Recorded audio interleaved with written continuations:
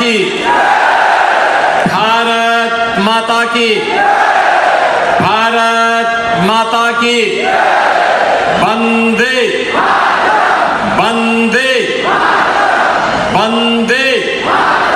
छत्रपति शिवाजी महाराज की, छत्रपति शिवाजी महाराज की, बाबा साहब डॉक्टर भीमराव अंबेडकर जी की, बाबा साहब भीमराव अंबेडकर जी की।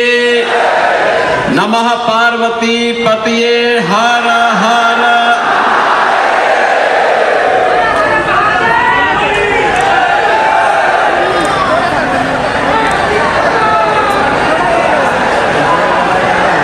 आज की इस चुनावी सभा में उपस्थित भारतीय जनता पार्टी के लोकप्रिय और कर्मठ प्रदेश अध्यक्ष माननीय श्री चंद्रशेखर बावनकुले जी, भारतीय जनता पार्टी के जिला के अध्यक्ष और राज्यसभा के माननीय सांसद डॉक्टर अनिल बॉडी जी, इस क्षेत्र में जिन्होंने अपने जुझारू तेवर से हिंदुत्व जागरण के कार्य को एक नई दिशा दी, पूर्व सांसद श्रीमती नवनीत राणा जी, भारतीय जनता पार्टी के लोकप्रिय उम्मीदवार अचलपुर श्री प्रवीण जी ताड़े, विधानसभा मेलघाट के उम्मीदवार श्री केवल राम जी काले, मोरसी विधानसभा क्षेत्र से उम्मीदवार श्री चंदो उर्फ उमेश यावलकर जी, और आज के इस चुनावी सभा में उपस्थित महायुति गठबंधन के प्रति अनुराग का भाव रखने वाले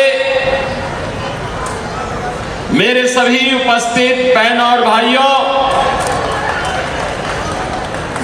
जगत जननी मां भगवती अंबा देवी और आनंदेश्वर महादेव की इस कृपा भूमि को कोटि कोटि नमन करते हुए आप सबका मैं हृदय से अभिनंदन करता हूं, स्वागत करता हूं।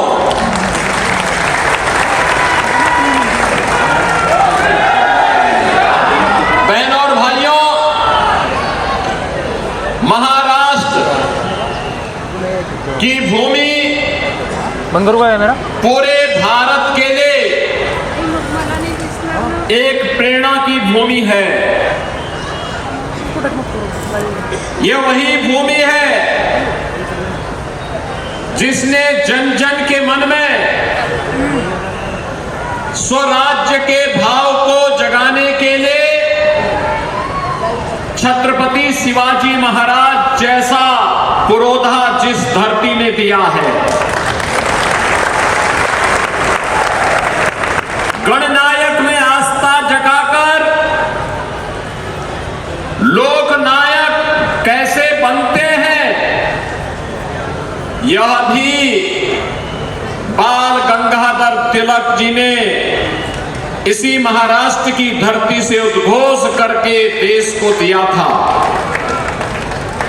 सामाजिक न्याय की परिकल्पना कैसे होनी चाहिए, साहू जी महाराज इसी धरती की देन है।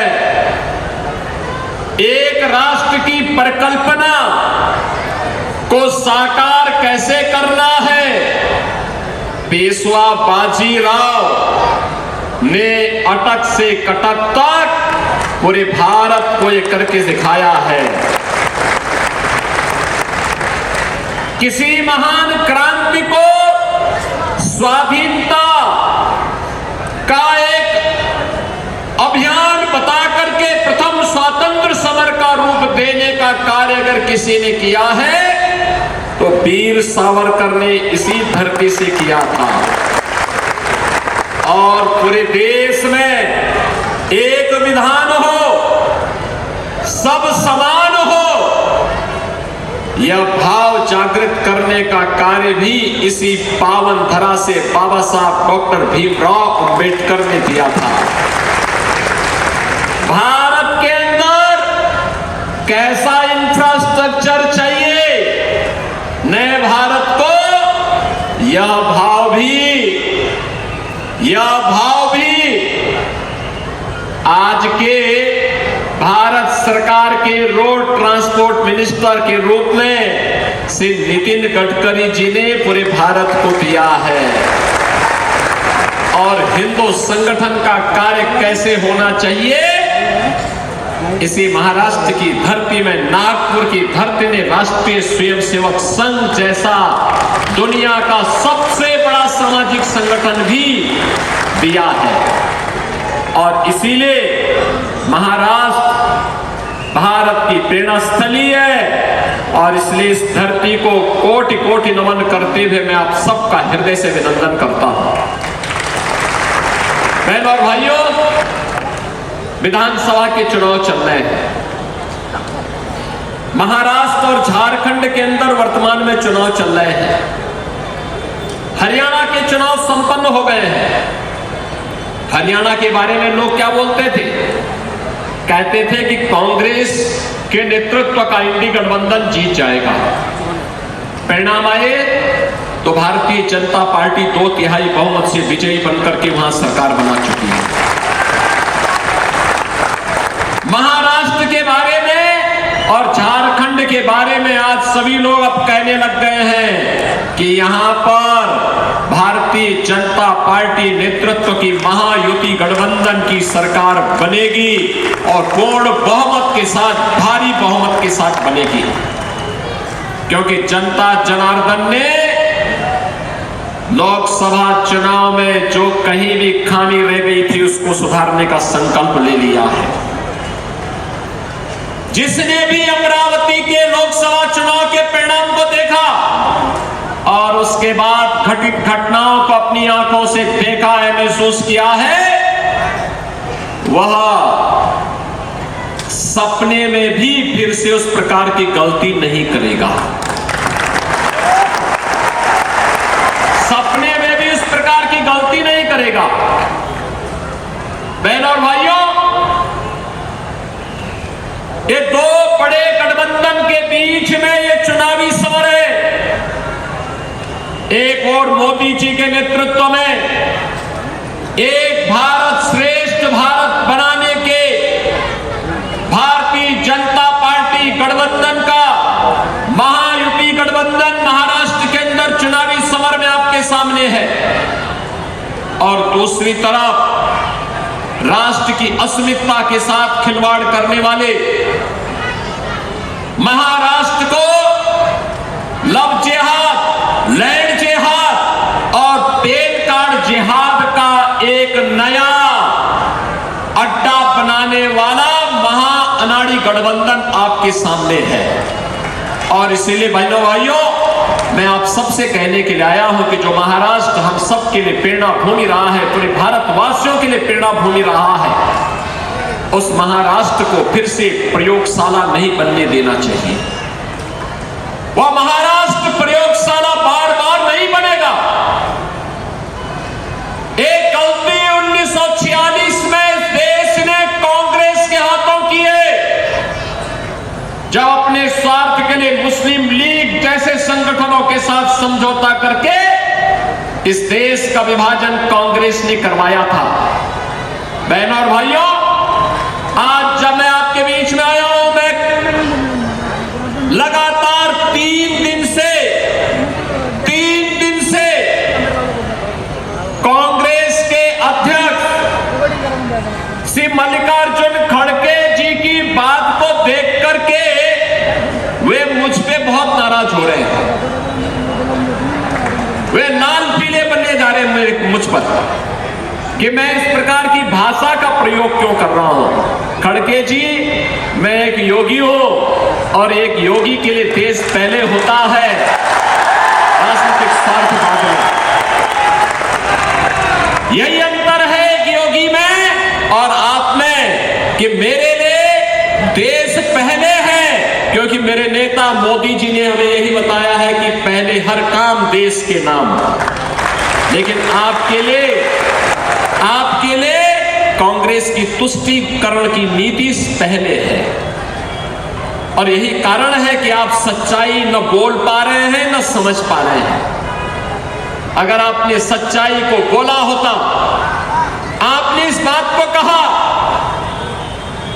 कि आपके परिवार के साथ आजादी के तत्काल बाद घटना घटित हुई थी और सचमुच घटना घटित हुई थी, और यह भी सच है कि खड़गे जी का गांव बारावती यह हैदराबाद के निजाम के अधीन आने वाला एक गांव था।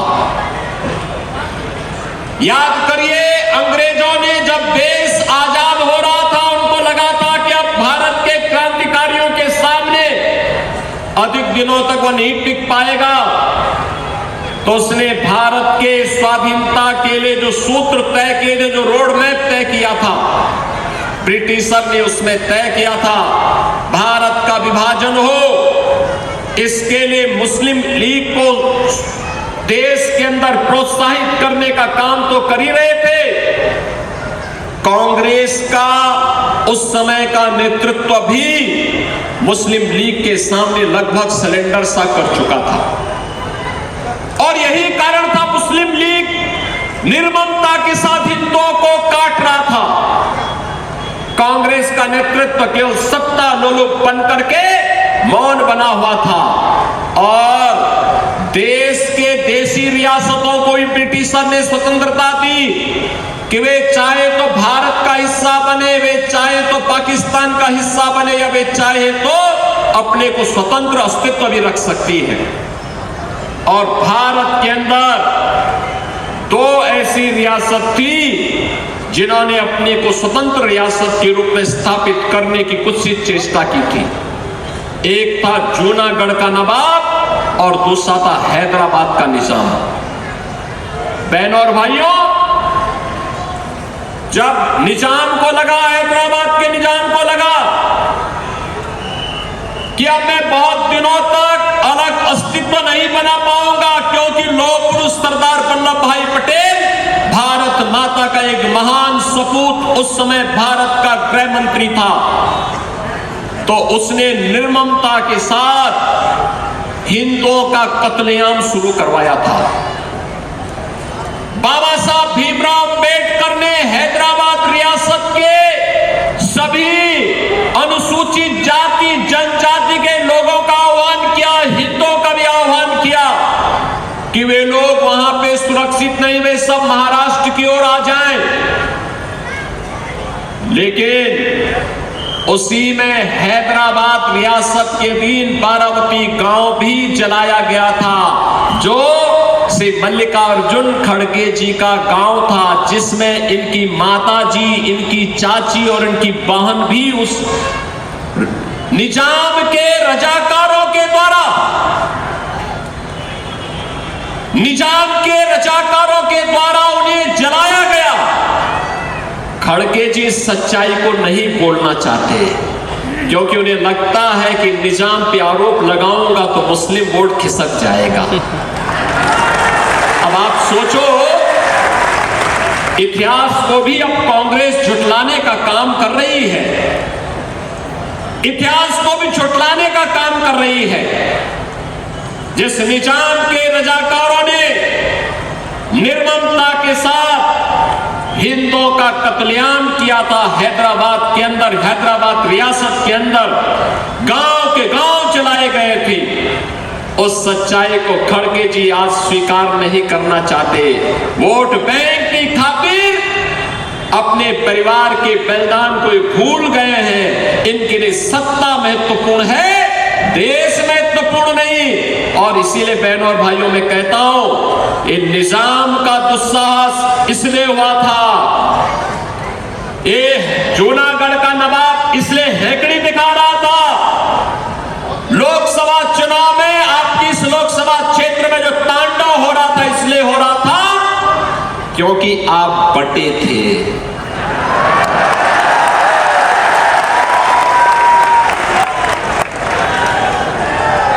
यह देश इसलिए बटा था क्योंकि आप बटे थे।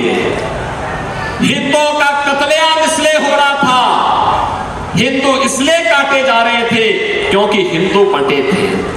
और इसीलिए मैं कहने के लिए आया हूं, बंटिए मत। बटे थे तो कटे थे, एक है तो सेफ है, एक है तो। और इसीलिए मैं आपसे आह्वान करने के लिए आया हूं, जब हम नए भारत का दर्शन कर रहे हैं प्रधानमंत्री मोदी जी के नेतृत्व में, एक नया भारत, एक नया भारत, कश्मीर से लेकर कन्याकुमारी तक एक स्वर्ष में एक विधान, एक निशान और एक प्रधान के नेतृत्व में काम कर रहा है। एक भारत श्रेष्ठ भारत यही है। अब कश्मीर से अलग से संविधान नहीं है। पहली बार कश्मीर के अंदर चुनी गई सरकार ने भारत के संविधान को सामने रखकर के शपथ ग्रहण किया है। इससे बड़ी बात और क्या हो सकती है। बाबा साहब भीमराव अंबेडकर के द्वारा बनाया गया संविधान आज कश्मीर में भी सम्मान प्राप्त कर रहा है। आज भारत का तिरंगा भी जम्मू कश्मीर विधानसभा और जम्मू कश्मीर सचिवालय में लहरा रहा है। यही है एक भारत श्रेष्ठ भारत। बहनों और भाइयों, ये काम किसने किया?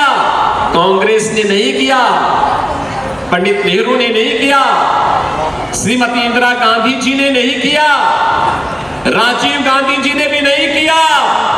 यह काम किया मोदी जी ने, मोदी जी ने, भारतीय जनता पार्टी ने यह काम किया। जो कहा था सो करके दिखाया। कश्मीर में धारा 370 समाप्त क्या हुई? दो ही लोगों को परेशानी हुई, या तो पाकिस्तान को या पाकिस्तान के हमदर्दों को। बाकी पूरा देश प्रफुल्लित है, पूरा देश प्रफुल्लित है, पूरा देश इस बात को जानता है। 2014 के पहले,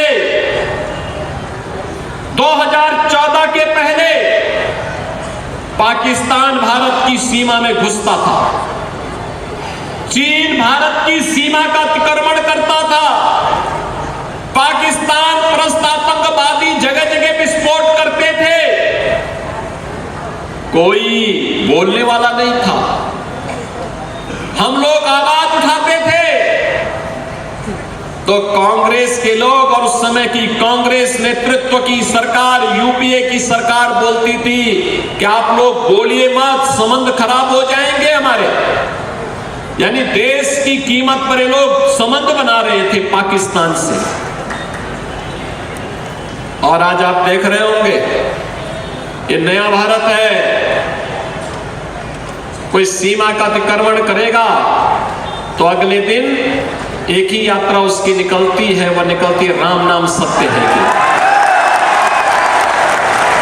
कि उसके बाद उसके लिए जन्नत में नहीं जहन्नुम में ही जगह होती है। और इसीलिए आपसे कहने के लिए आया हूं बहनों और भाइयों, ये नया भारत है, छेड़ता नहीं है, लेकिन कोई छेड़ता है तो उसको छोड़ता भी नहीं है। एयर स्ट्राइक और सर्जिकल स्ट्राइक क्या जोरदार हुई थी। पाकिस्तान को आज भी सपने आते हैं, वह यूएन में कहता है कि भारत हमला कर देगा, मुझे बचाओ बचाओ, कभी भी भारत हमें तोड़ देगा। बिनु भय होई न प्रीति, ये बिना भय के नहीं होता है, क्योंकि दुश्मन के अंदर भय होना चाहिए। और ये तभी होगा जब भारत मजबूत होगा, जब भारत एक होगा। बहनों और भाइयों, देश की सीमाएं सुरक्षित हुई हैं। देश के अंदर इंफ्रास्ट्रक्चर का वर्ल्ड क्लास इंफ्रास्ट्रक्चर बन रहा है। हाईवे, रेलवे, एक्सप्रेसवे लगा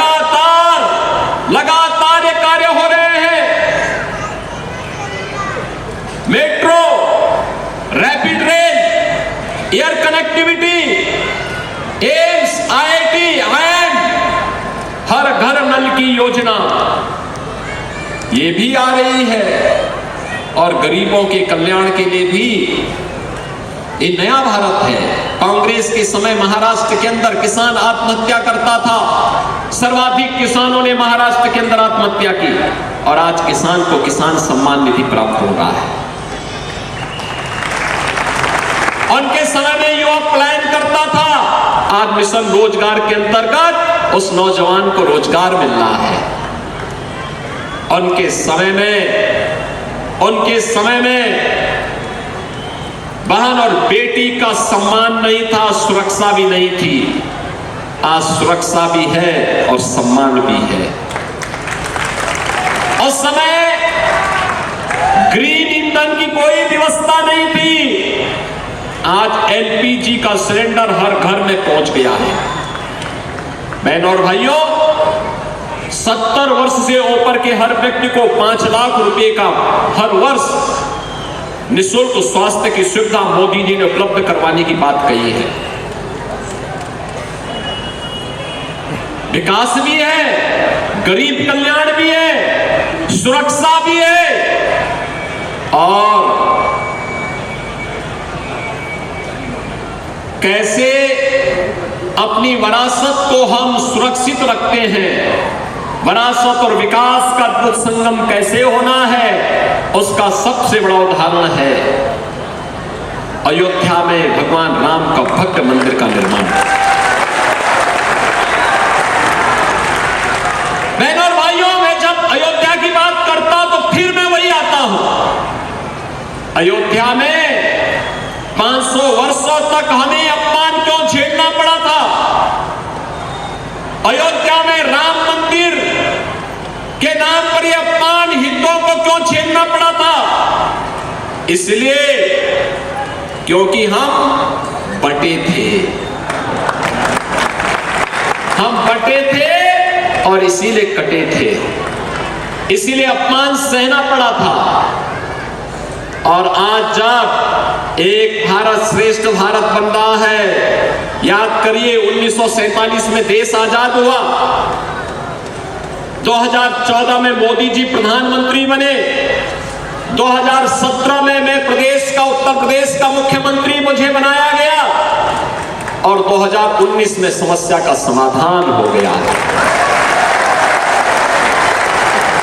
500 वर्षों का समाधान, कांग्रेस समाधान नहीं चाहती थी। कांग्रेस कहती थी कि राम तो हुए ही नहीं।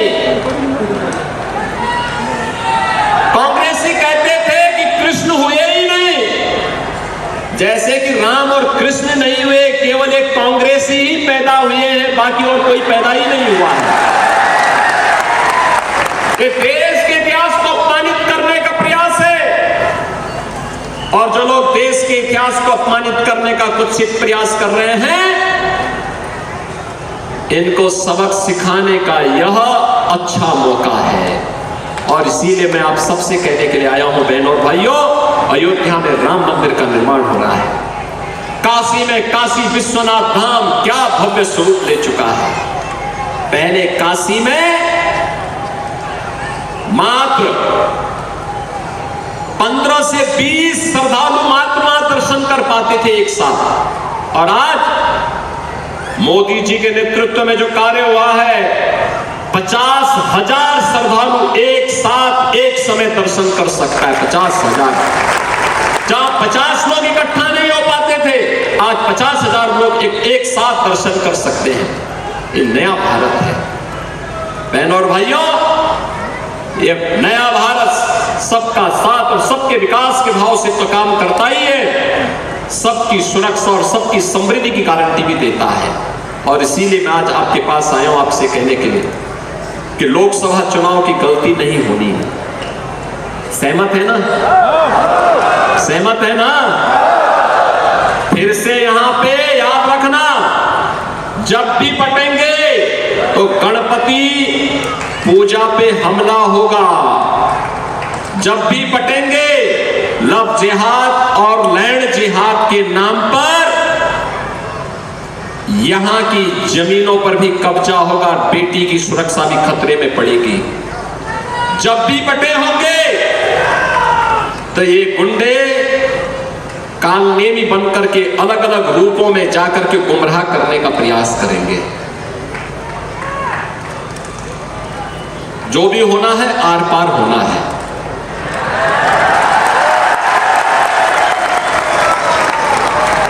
हां भी और ना भी नहीं, या तो हां होगा या ना होगा, तभी परिणाम आने वाला है मेरे भाई। और इसीलिए मैं कहने के लिए आया हूं, देखो आज यूपी में कोई लव जिहाद नहीं है, लैंड जिहाद भी नहीं है।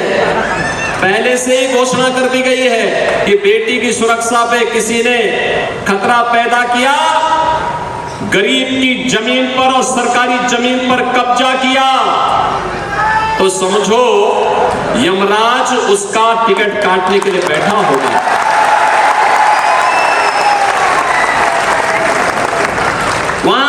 वहां बड़े दुर्दांत माफिया थे पहले यूपी में, बड़े बड़े दुर्दांत माफिया थे।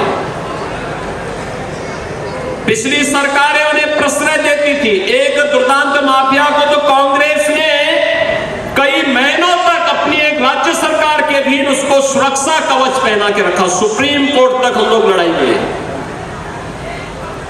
और आज ये सब जहन्नुम की यात्रा में जा चुके हैं।